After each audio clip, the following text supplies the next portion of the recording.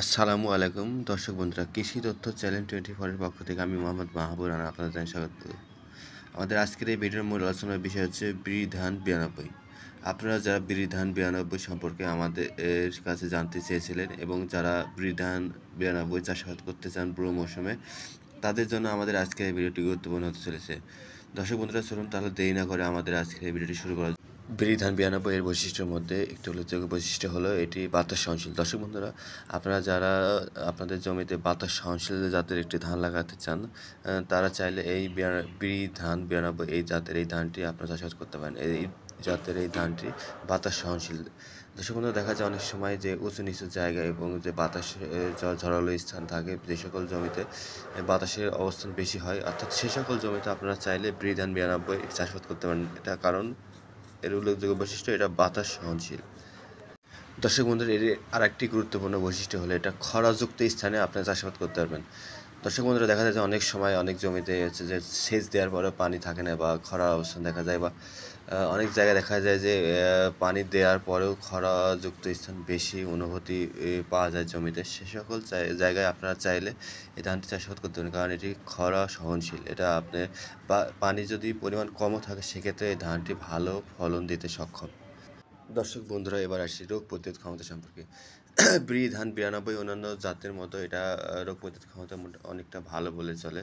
দর্শক বন্ধুরা, যেমন হচ্ছে আপনাদেরকে ঘাস ফড়িং, তারপরে হচ্ছে যে ব্লাস্ট রোগ এবং বিভিন্ন ধরনের কীটনাশক, বিভিন্ন ছত্রাকনাশক রোগ যেগুলো আছে সেগুলো মোটামুটি সহনশীল বলে চলে। আপনারা যদি সঠিক সময়ে সঠিক পদক্ষেপ নেন, অর্থাৎ যে কীটনাশক বা ফাঙ্গিসাইডগুলো রয়েছে সেগুলো যদি সঠিক সময়ে আপনারা জমিতে অবশ্যই অনুমোদন মাত্রায় প্রয়োগ করবেন, এবং সেভাবে যদি আপনারা নিয়ম অনুযায়ী এটা ফাঙ্গিসাইড কীটনাশক ব্যবহার করে থাকেন, সেক্ষেত্রে যে সকল রোগের কথা বললাম এগুলো থেকে আপনারা সহজে মুক্তি পেতে পারেন। দর্শক বন্ধুরা, এই সকল রোগ যে আক্রমণ করবে না এমনটা না, আক্রমণ করতেই পারে। সেক্ষেত্রে আপনারা যদি আগে থেকে এই সকল পদক্ষেপ নিয়ে থাকেন, যে কীটনাশক ফাঙ্গিসাইডগুলো রয়েছে এগুলো ব্যবহার করে থাকেন জমিতে, তাহলে আপনারা এই সকল সমস্যা খুব অল্পই সম্মুখীন হতে পারেন। এক্ষেত্রে আপনাদের আগে থেকে পদক্ষেপ নেওয়া অনেকটা ভালো। বিধান 92 এর কিছু গুরুত্বপূর্ণ বৈশিষ্ট্য হলো পূর্ণবয়স্ক গাছের উচ্চতা 107 সেন্টিমিটার। এই জাতের গাছের পাতা শক্ত হওয়ায় সহজে হেলে পড়ে না। বিধান 92 এই চালের ভাত চিকন ও লম্বা হয়ে থাকে এবং খেতে অনেক সুস্বাদু। এই ধানটি পাকার সময় কাণ্ড এবং পাতা সবুজ থাকে। দর্শক বন্ধুরা, এবার আসি বিধান 92 এর জীবনকাল সম্পর্কে। দর্শক বন্ধুরা, বিধান 92 এর জীবনকাল 156 থেকে 160 দিন হয়ে থাকে। দর্শক বন্ধুরা, অন্যান্য জাতের তুলনায় এই ধানটির এই জীবনকাল একটু বেশি হয়, এটার সময় একটু বেশি লাগতে পারে। এক্ষেত্রে মোটামুটি সময় লাগলেও এটা ভালো ফলন আপনারা অবশ্যই পাবেন আশা করা যায়। দর্শক বন্ধুরা, এবার আসি বিধান 92 আপনারা যদি জমিতে চাষাবাদ করে থাকেন, সেক্ষেত্রে আপনারা এর থেকে 1 বিঘা জমিতে কত ফলন পেতে পারেন। দর্শক বন্ধুরা, বিধান 92 আপনারা যদি আপনার জমিতে বা আপনার জমিতে পারিবারিক চাহিদার জন্য চাষাবাদ করতে চান অথবা বাণিজ্যিকভাবে চাষাবাদ করতে চান, সেক্ষেত্রে আপনারা চাষাবাদ করতে পারেন। এই ধানটি বিঘা প্রতি আপনারা 20 থেকে 25 মণ ধান অনায়াসে পেয়ে যাবেন। দর্শক বন্ধু, এবার আসি বিধান 92 চাষাবাদ পদ্ধতি সম্পর্কে। বিধান 92 এর বয়স যখন 40 থেকে 45 দিন হবে, তখন আপনারা এই ধানের চারা আপনাদের জমিতে রোপণ করতে পারেন।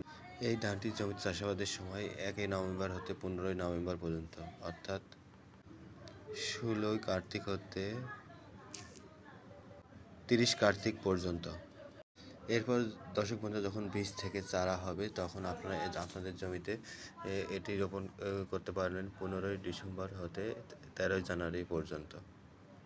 একটি বীজের চারা 20 সেন্টিমিটার এবং আরেকটি বীজের চারা 20 সেন্টিমিটার দূরত্বে আপনারা বজায় রেখে এই ধানটি চারা রোপণ। প্রতি গোছায় 2 থেকে 3টি ধান আপনারা জমিতে চাষাবাদ করতে পারেন। দর্শক বন্ধুরা, এবার আসি সার ব্যবস্থাপনা সম্পর্কে। ইউরিয়া 35 থেকে 40 কেজি অবশ্যই বিঘা প্রতি, এবং টিএসপি 12 থেকে 14 কেজি, এমওপি 15 থেকে 20 কেজি এবং জিপসাম 12 থেকে 15 কেজি, জিঙ্ক 1 থেকে 1.6 কেজি। এই জমিতে সার প্রয়োগের সঠিক সময় হলেও প্রথম কিস্তিতে 15 থেকে 20 দিনের মধ্যে প্রথম কিস্তিতে আপনার সার প্রয়োগ করবেন। এরপর দ্বিতীয় কিস্তি 28 থেকে 30 দিন যখন হবে চারার বয়স, তখন আপনারা দ্বিতীয় কিস্তিতে সার প্রয়োগ করবেন।